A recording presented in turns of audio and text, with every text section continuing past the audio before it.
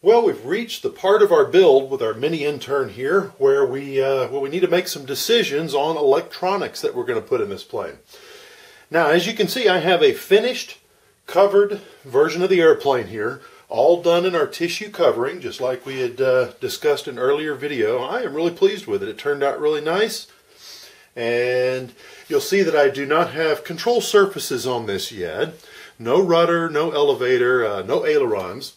I'm actually going to fly it without ailerons. I'm going to do it as a 3-channel airplane to start with, so I still have to cover ailerons to add those later.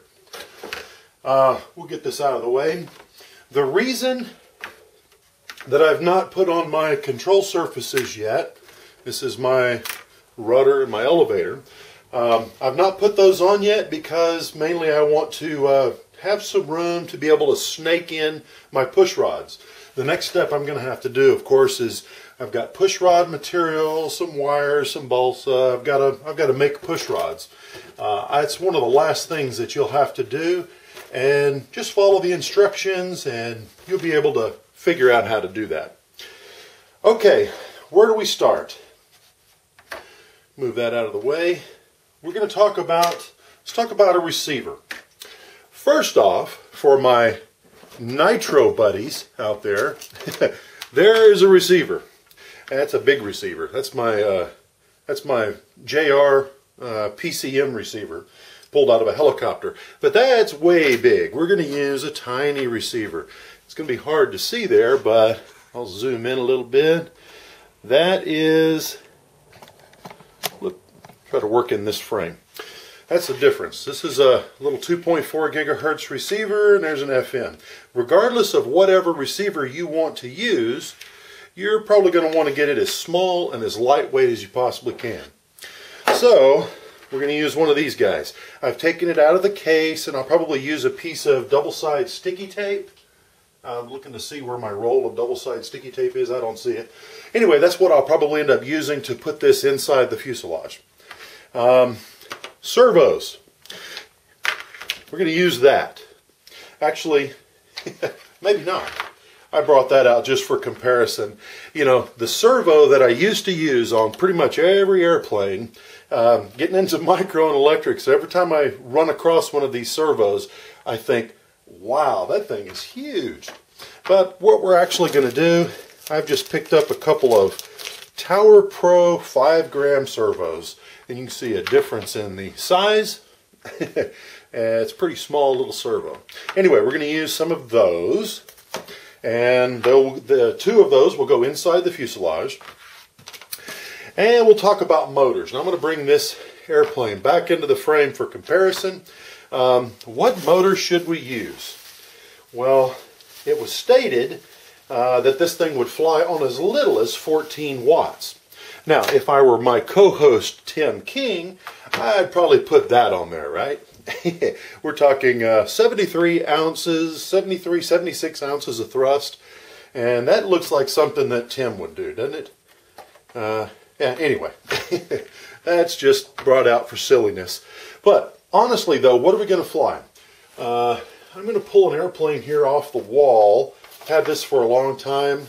This is just a little airplane I put together. This is one of the GWS 12mm brushed in-runner type motors.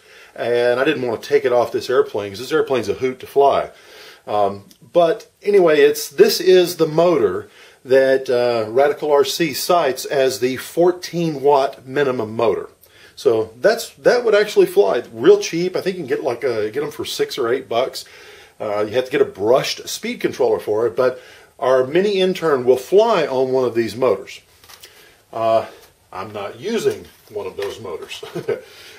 So I thought, well, okay, let's look at some different options. I think pretty much everyone is familiar with a Blue Wonder.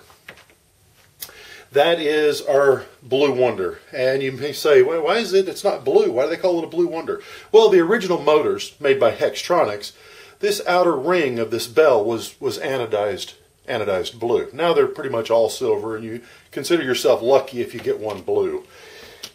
These are offered in 4 different KVs. There's was a 1300, a 1500, a 1700, and a 3000. Honestly, I would say for this project, if you're going to use one of these motors, now this is a little on the heavy side, this is a 1 ounce motor, maybe a little bit more than an ounce, usually about 25, 26 grams. And this is a great motor, one of my favorites. Get a 1700 kV, run a 6.3 prop on it, and you're probably going to be good. You're going to sip the power. Battery's going to last you a long time. You're going to have way more performance than you need. And again, you know, it's going to be a very efficient setup. So that's one option. You can get those at Laser Toys like I did that one, or you can get them in Heads Up RC.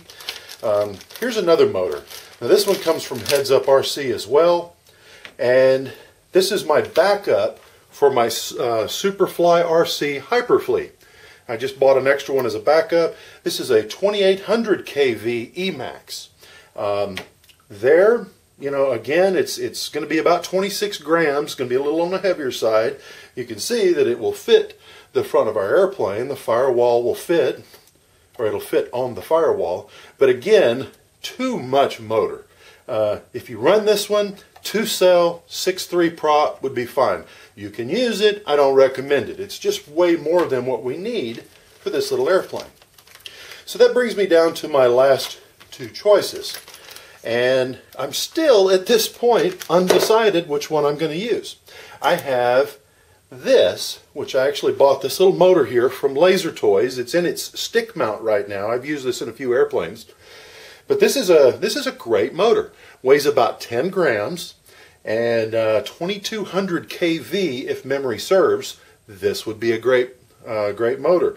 Prop, I believe that I had been running this on 2S with I was running it on 3S with and my eyes are getting old.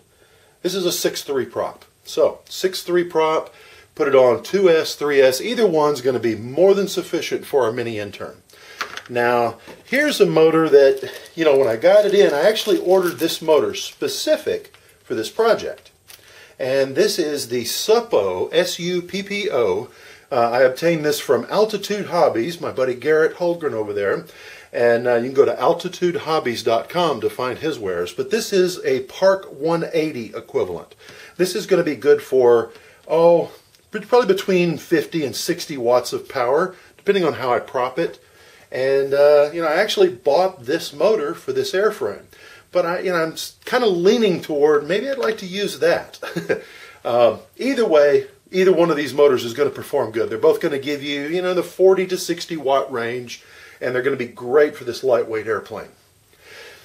So, there are a couple of options there for you. These are all, you know, really inexpensive. And now you could just as easily go with an E-Flight Park 180 or an E-Flight Park 250. Either of those motors would work just fine. I'd stay away from those because I can buy usually 3 of these or these for one of the E-Flight Park 180s or 250s. Again, great motors, but I'm all about budget. Now we get on to the next, try to put this stuff away, get on to the next thing we're going to work on. If we're using this big honking motor like Tim would use, we would need an equivalent speed controller. And this motor and speed controller easily weighs more than my entire airframe. I just brought that out for grins. But honestly, what we're going to need is a speed controller that meets with the current demand of our motor and prop system. Now, I know for a fact that I'm not going to be using a lot of current. We're probably going to be 4 to 6 amps. This is the preferred speed controller by me. I love Castle Creations. This is just so happens to be a Castle Thunderbird 9. This is good for 9 amps of current. It's lightweight, weighs almost nothing, and that is a great speed controller to use. Now, I also bought one of these. I actually brought this out because this is going in another aircraft. What I'm going to use on this airplane, I know, is, again, from Altitude Hobbies. This is their Peak 10 amp speed controller, and I thought I would give it a try. See how it goes. Nice little speed controller, again, nice and light. So, what you're going to do at this point, I'm going to suggest to you, we've talked about servos, receivers, speed controller, motor, props. The thing that you want to do next is mount your motor. mount your speed controller. What I'm going to do is I'm going to put my connectors on my speed controller and hook it to my motor and make sure that I have the direction correct for a tractor prop setup. I'll do that, and then what I probably will do, I'll mount it and mount the speed controller, and the speed controller will be right up near the firewall probably. Just have to wait and see. But then the next thing I'm going to do is I'm going to start positioning my servos in place. I'm going to drop servos in. Again, the trick with mounting servos on balsa aircraft, I like to use 3M double-sided foam sticky tape. And I will actually stick the servo right inside to the firewall of the aircraft. And then once that's in place, I'll take my thin CA, thin viscosity CA, and then I will just wick a little bit onto the foam, and that will set the foam. It'll take the cushion out of the foam, but it'll set the foam and make sure that the servo doesn't come away from the balsa sides of the inside of the aircraft. And that works real well. I've done that many times over the years, even on much larger airplanes. But before you do that, I'm going to recommend that you put the airplane all together and mock it up. When I say mock it up, you'll position servos in place, build your push rods per the instructions, build the push rods on the long side so that, if you have to mount your servos far up in the nose of the aircraft, and I won't be able to show you this because of the lighting, but if you have to mount the servos up near the front, you'll be able to, because your push rods will meet. You may get to move your servos way back to the back. But what you want to do is basically put everything in place, put everything in there, and you're going to double check your center of gravity. I don't recall where the center of gravity is supposed to be it's in the instruction manual, but it's usually right around the spar of the aircraft, right on the spar of the wing for designs like this. But position everything in. You can use some Scotch tape to stick components in, stick your servos in place, just roll it back on itself to make a loop, stick it to the servo, and then stick the servo into the fuselage. It's not going to hold it real well, but it'll hold it in place long enough to where you can check your center of gravity. You should be able to lift the airplane with a finger on each side of the underside of the wing so that you can see if it balances. If it's too tail heavy, then you move your components forward closer to the nose of the aircraft. Anyway, that's what you're going to want to do. Once you've got center of gravity and you have a pretty good understanding of where it's supposed to be, then you can put your servos in permanently and hook up your push rods to those servos and go ahead and hook them to your control surfaces and so forth. And you'll be, at that point, just about ready for a maiden. So that's going to pretty much conclude our build. I will probably, when I get this finished, I'll probably post a bunch of still pictures over at allthingscrash.com to show you how it finally turned out. I'll probably post some specifications, how much it actually weighed when it was finished, and maybe a video of it flying. So I believe that's just going to wrap us up here on our mini Intern build. If there are any questions that I have not answered on this build, then be sure to drop me an email. I'll be happy to answer your questions. You can email me at crash.hancock@gmail.com, and also be sure and listen to the show, The Crashcast, at www.thecrashcast.com. And I hope you've enjoyed our 2012 Crashes build-along, and who knows what we're going to get into next. Take care.